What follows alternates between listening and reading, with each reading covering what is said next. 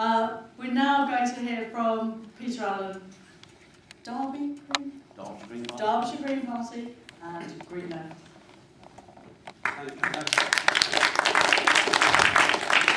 Thanks very much to Sabian.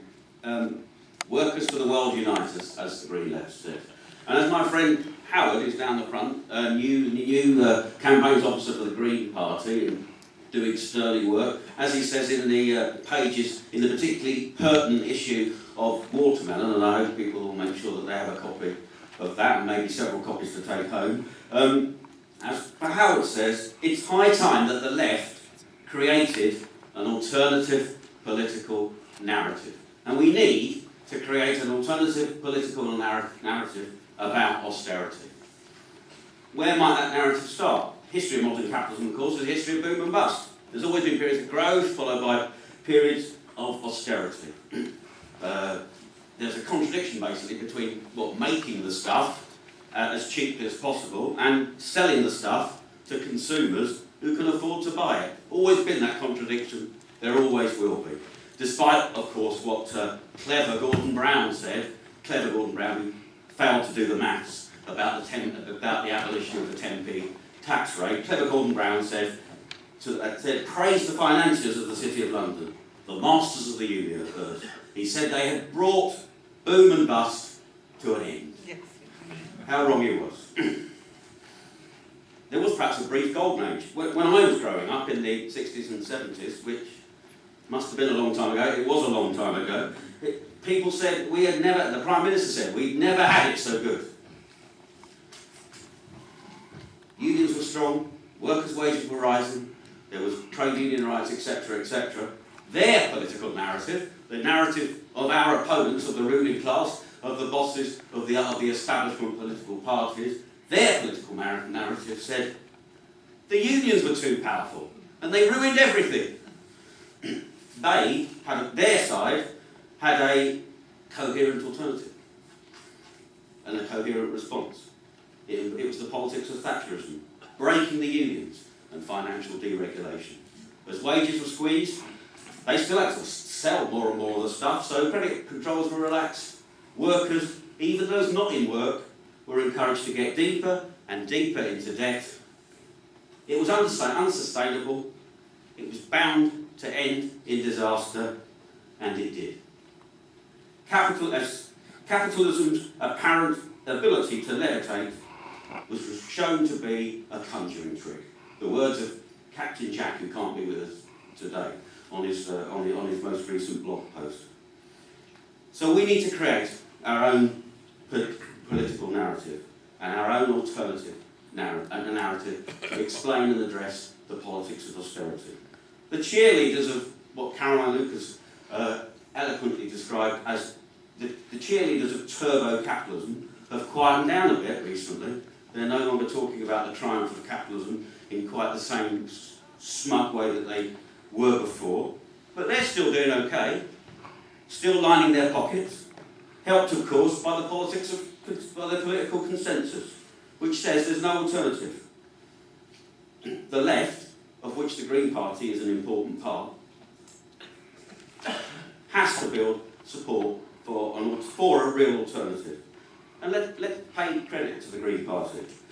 In 2010, its general election manifesto, and I stood as a candidate and was proud to do so, set out a clear alternative economic programme to the consensus of the three main or grey parties, involving investment in public services, saying that we should invest in public services, not cutting them in a period of slump. We needed to control the bankers. We need to create 1 million green jobs. We need to pay for that by increasing taxation of the rich, by clamping down on tax avoidance, and we also tried then and must continue to try to ensure that our alternative narrative includes green issues to address the other crisis, the climate crisis. It's a twin crisis, a climate crisis as well as an economic crisis. As Romaine said in her leadership campaign for the Green Party, they are actually two sides of the same coin. Our narrative, of course, is helped by the fact that, in economic terms, austerity isn't working. Even the CBI are calling for more greater public investment in infrastructure and such like.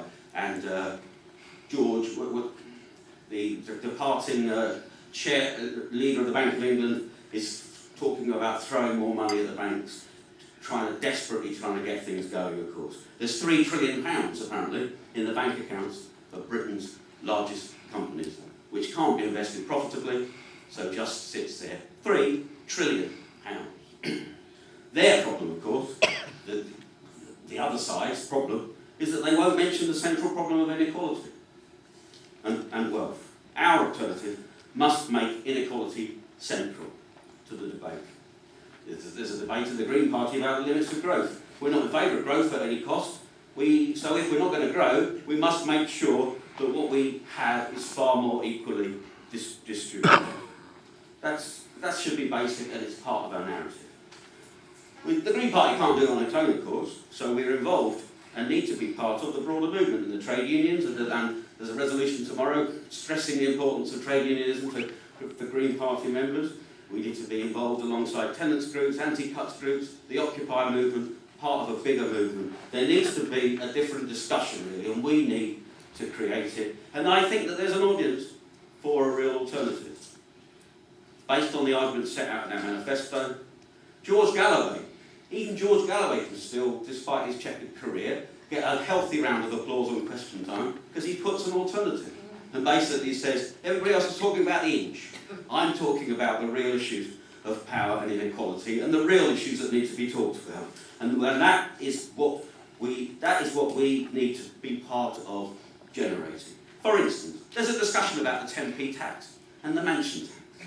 About whether to have the 10p tax back again, whether to be a mansion tax, how much the mansion tax should be. It's a small debate about a very small inch, when the real issues of power and inequality are not being addressed. Apparently, if you increase the tax of the wealthiest 10% of the country, the wealthiest 10% of people, by 4.5%, there wouldn't be a need for any cuts in benefits. So you increase the tax on their income and do nothing about their wealth. Alternatively, if you put a tax of 0.5% on their wealth, you could also pay for the benefit cuts, the cost of the benefit cuts, and do nothing about their income. So the debate, really, that we should be having in the country is, some people are against both of those measures. Some people would be in favour of taxing their income rather than their wealth. Some people would be in favour of taxing their wealth rather than their income. And some people might be in favour of doing both. And that's the kind of discourse and dialogue that we need to have. We need to invest.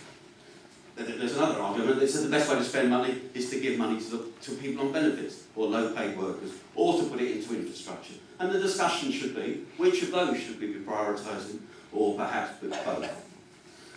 The Green Party is doing very well, but it needs to do more. It can't do the impossible, of course. It has to be realistic, which I'm afraid brings us finally to Brighton. We've heard the narrative there.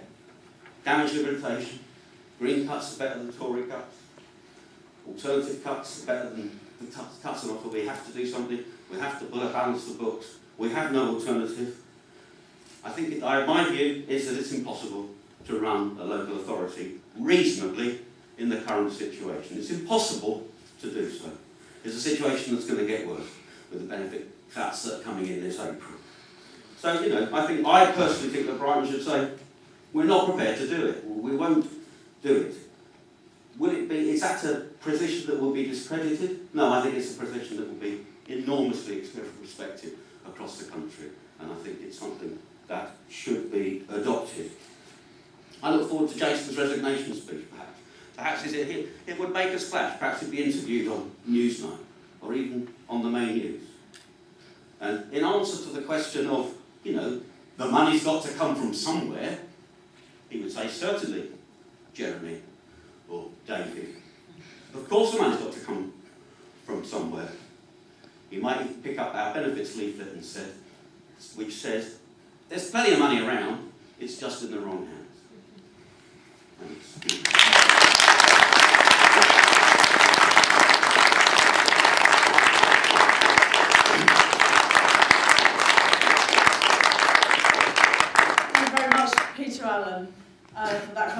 question. Well, we've had a wide-ranging contribution of ideas so far. The title of our fringe is Building the Movement Against Austerity. And now, as I hope you're looking forward towards the People's Assembly later on in the year, I wonder what's on your mind. What are your thoughts? You may have a couple of questions for Sylvain to... I mean, some of you know a little bit about Syriza and how they built up their